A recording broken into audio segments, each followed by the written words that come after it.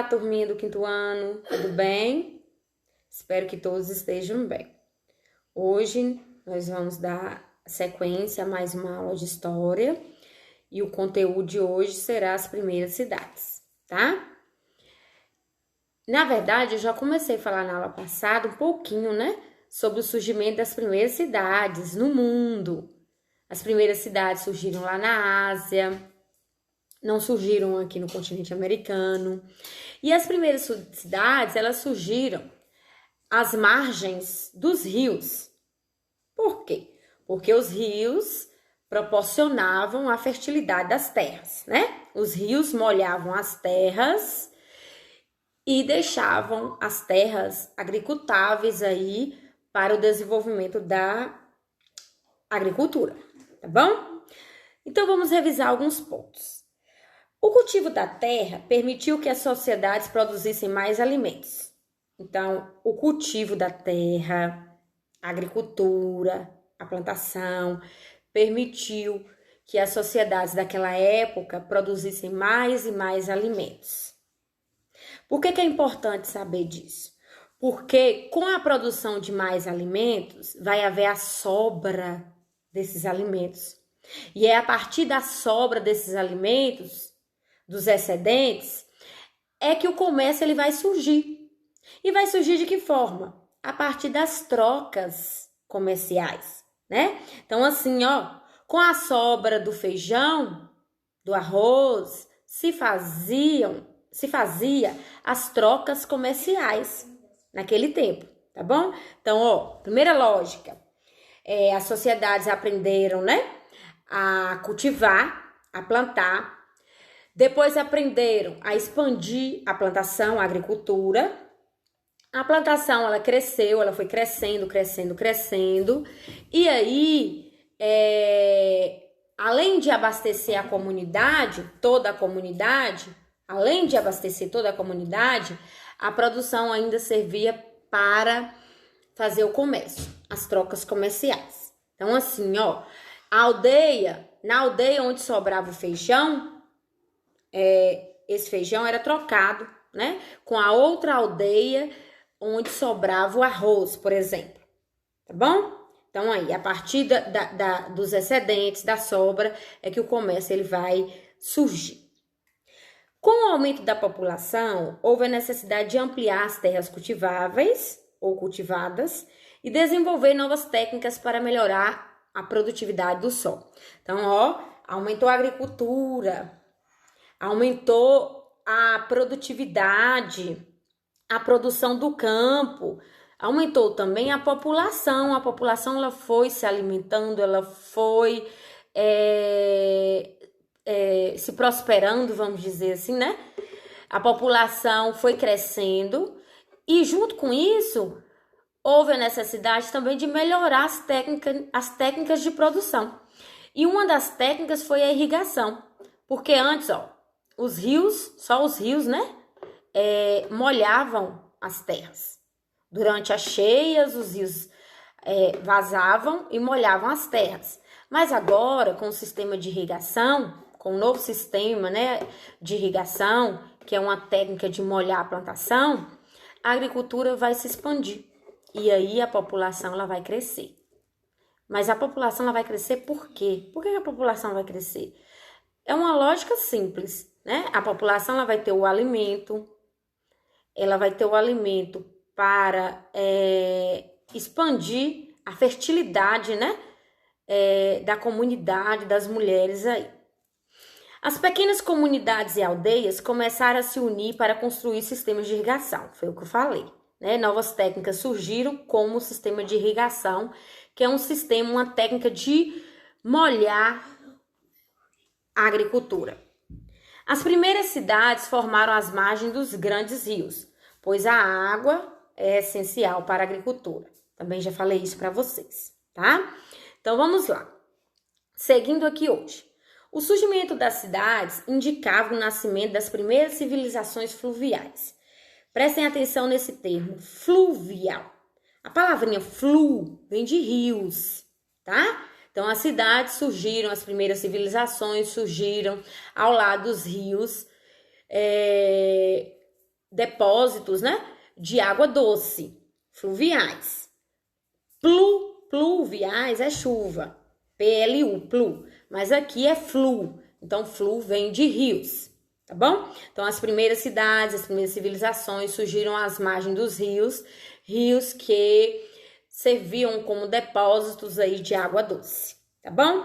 O mapa que está aí aparecendo na telinha para vocês vai mostrar o surgimento das primeiras cidades e onde elas surgiram, né? Em quais países elas surgiram.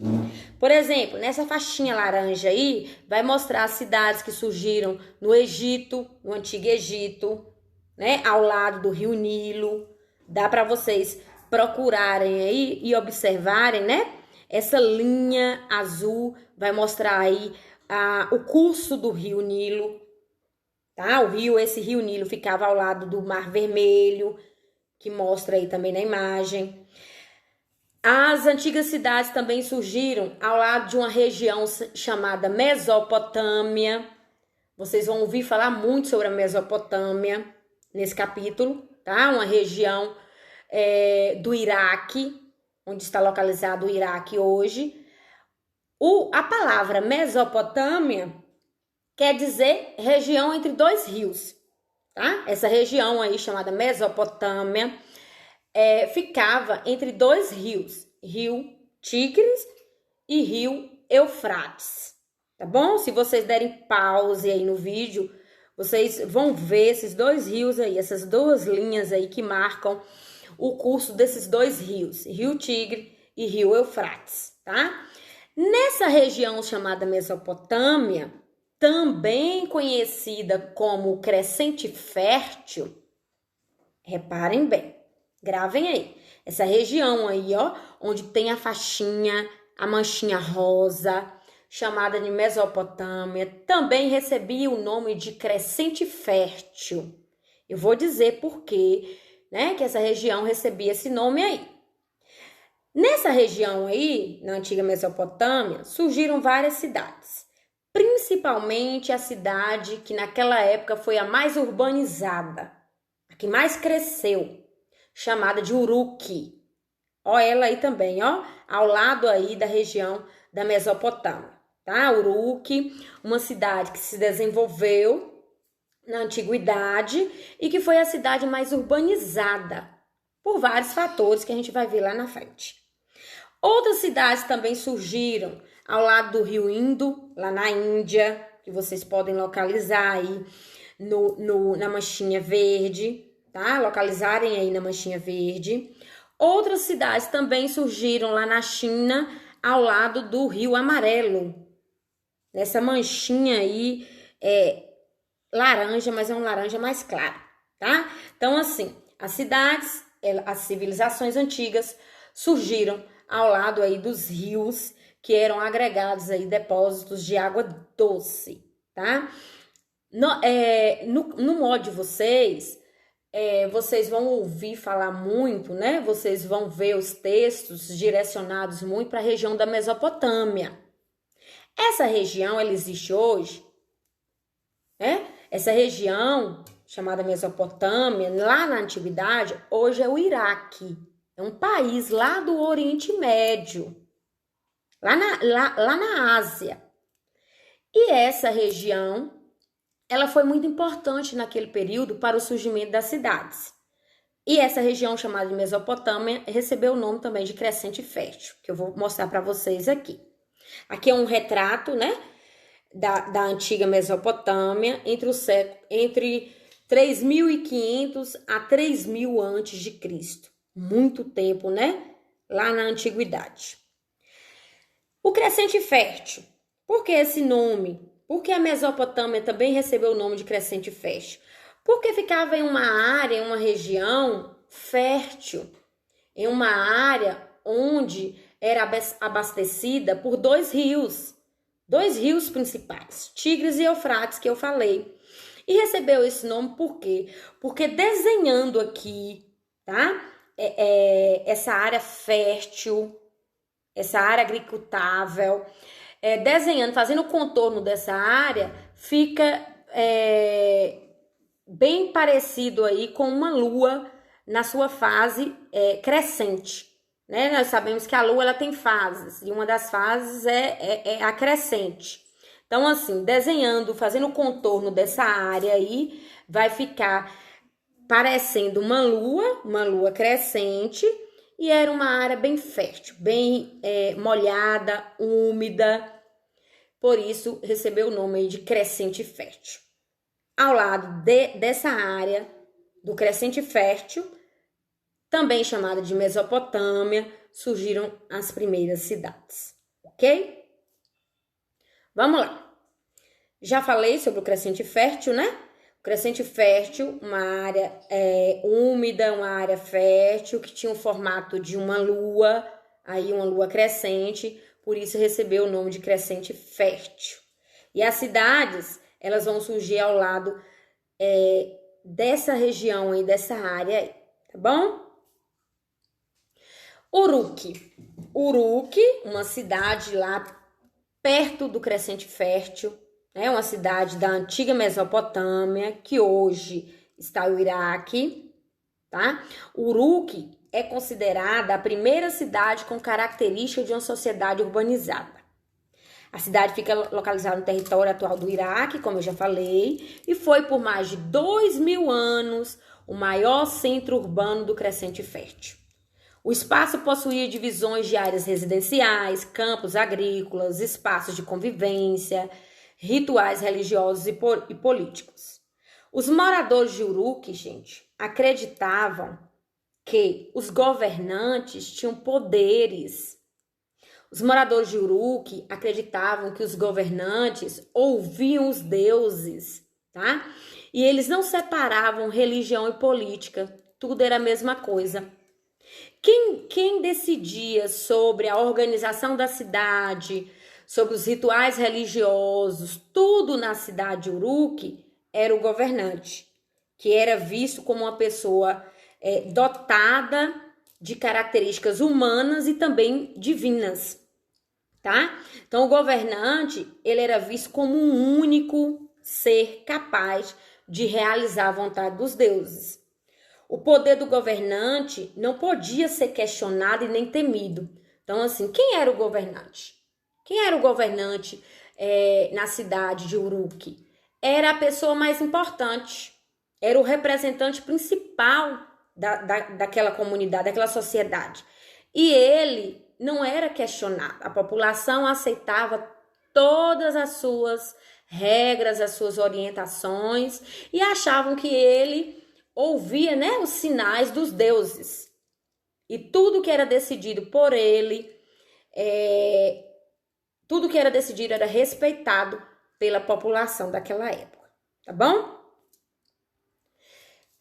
Aqui, hoje a cidade de Uruk é considerada um sítio arqueológico, que é uma área de pesquisa, de coletas, né? Um sítio arqueológico da antiga cidade de Uruk, é o que mostra a imagem aí.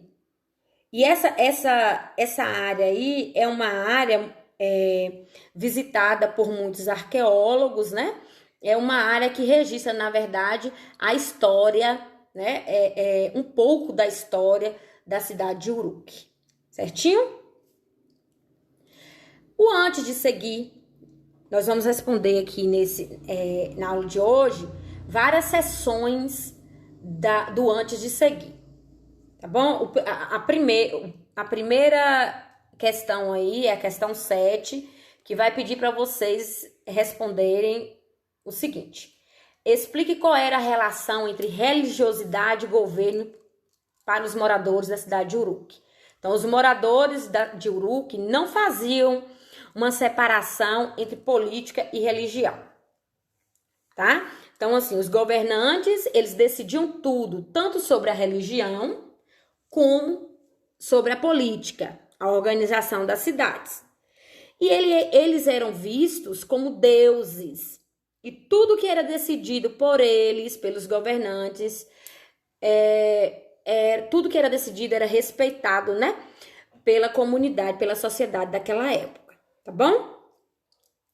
Continuando, antes de seguir, vocês vão dar pause no vídeo, lerem um textinho que vai falar sobre a cidade de Uruk, que hoje é um sítio arqueológico, um lugar de pesquisa, para depois responderem o seguinte: relacione o surgimento do comércio aos objetos de argila utilizados pelos moradores de Uruk. Gente, os objetos de argila, antigamente, serviam para o registro da escrita, né? De algumas escritas, não todas. 2 escritas ficaram bem famosas naquela época, lá no surgimento das primeiras cidades. Os hieróglifos eram feitos, é um tipo de escrita lá do Antigo Egito, eram feitos em argila, em objetos de argila. Então, os objetos de argila serviram para quê? Para a contagem da produção e das trocas comerciais, tá? Então, assim, quando o comércio ele surge com a troca de produtos, né? Esse comércio, vai haver a necessidade de contabilizar esse comércio, de contabilizar o que era trocado, né? De anotar o que era trocado naquela época. Então, algumas escritas surgiram no final, né, da pré-história, e uma dessas escritas foi os hieróglifos no Antigo Egito, que eram símbolos. Não é a escrita que a gente conhece hoje, a escrita formal que a gente conhece. Eram símbolos que eram registrados em objetos de argila, tá? Então, o surgimento da escrita em alguns lugares lá, né, da antiguidade. Por exemplo, a escrita cuneiforme surgiu lá na região do Crescente Fértil, né, na antiga Mesopotâmia, entre os rios Tigres e Eufrates, por volta de 3.500 anos atrás. Por que recebeu esse nome cuneiforme? Porque uma cunha servia de ferramenta para gravar os símbolos em placas de cerâmica. Então, ó, uma cunha, uma espécie de cunha, era utilizada para gravar os símbolos em cerâmicas, tá? A gente vai ver o modelo aí desse tipo de escrita que surgiu lá atrás, no Crescente Fértil, na região da Mesopotâmia, na cidade de Uruk. Eu vou mostrar para vocês aí como esse tipo de escrita era feita, tá? Já os hieróglifos, outra forma de escrita, podiam ser escritos em argilas, como eu falei, objetos de argila, papiros e pedras. Tinham um caráter sagrado e foram utilizados por vários povos da antiguidade, como os egípcios, que eu falei, e os maias. Um ponto importante a ser destacado aqui. A escrita não era feita por qualquer pessoa. A escrita então não era utilizada de qualquer forma. A escrita naquela época era feita só para registrar o comércio, contar as trocas, né? E também para registrar os rituais religiosos. Então, quem desenvolvia a escrita naquela época eram as pessoas, as famílias, né, mais poderosas daquele período. Hoje todo mundo sabe escrever, todo mundo registra, mas naquela época não, tá bom? E aqui nós temos um modelo do alfabeto cuneiforme, que eram símbolos, né? Imagine aí desenhar isso tudo aí para registrar o alfabeto naquela época. Escrita dos egípcios. E no Aprender é Divertido, vocês vão ver, nas orientações também em PDF, eu vou solicitar que vocês registrem três nomes no caderno de história, usando esse tipo de escrita aí, o hieróglifo, tá? Que foi uma escrita antiga também. Então aí, ó, essa escrita feita na antiguidade usava principalmente, né, desenhos, diversos desenhos aí, principalmente relacionados à natureza, tá bom? Então vocês vão escolher 3 nomes e registrarem esses 3 nomes usando aí esse tipo de escrita. Vocês podem começar com o próprio nome, tá? Meu nome é Yara, então eu vou registrar meu nome Yara no caderno de história, usando a escrita aí dos hieróglifos. E depois escolherem mais 2 nomes e registrarem no caderno, tá? No modo de vocês, essa atividade aí, ela é orientada para ser feita em grupo de 4 pessoas, mas infelizmente nós não estamos em sala de aula, não dá para desenvolver essa atividade, né, em grupo. Ela terá que ser feita individualmente, em casa, com algumas adaptações aí, certinho? Na questão 9, antes de seguir, pede o seguinte: explica a importância do surgimento da escrita para o comércio e para o desenvolvimento das cidades. Então, a escrita permitiu o quê? A contagem da produção que eu já falei e das trocas realizadas naquela época. A escrita foi um suporte importantíssimo, né? Para a contagem da produção, daquilo que era produzido, da quantidade de alimentos que era produzida e também das trocas que eram realizadas, tá? A escrita foi muito importante para o desenvolvimento do comércio, quando o comércio ele surge a partir das trocas que eu falei lá atrás, daquilo que sobrava na plantação de cada aldeia, tá bom? Na questão 10, tem as carinhas dos emojis, que vocês conhecem muito bem. Vai pedir para vocês explicarem na letra A qual é a função dos emojis hoje na atualidade. Muito fácil. Para que servem os emojis? Os emojis, qual é a função deles? Né? Eles promovem a comunicação. Muitas vezes a gente nem registra nada, a gente só manda uma carinha para dizer alguma coisa, né? Nos grupos aí do WhatsApp, para um colega, para um amigo, quando a gente quer responder alguma coisa, muitas vezes a gente nem escreve, a gente já manda uma carinha indicando, respondendo alguma coisa. Então, a função dos emojis é promover a comunicação mesmo entre as pessoas num ambiente virtual. Aponte uma diferença entre o uso dos emojis atualmente e a função dos hieróglifos para os povos da antiguidade. Como eu disse, os hieróglifos eram utilizados para assuntos ligados ao comércio e à religião. Não era qualquer pessoa que sabia escrever dessa forma. Não era qualquer assunto que poderia ser, né, registrado com os hieróglifos, não. Já os emojis são utilizados em qualquer conversa do cotidiano. Os emojis sempre estamos utilizando aí, né, no dia a dia para qualquer assunto, tá bom? Então, agora eu vou deixar vocês com a atividade do caderno. Vocês vão registrar no caderno de vocês os 3 nomes lá, usando a escrita dos hieróglifos, tá bom? Então, até a próxima aula. Fiquem bem e se cuidem.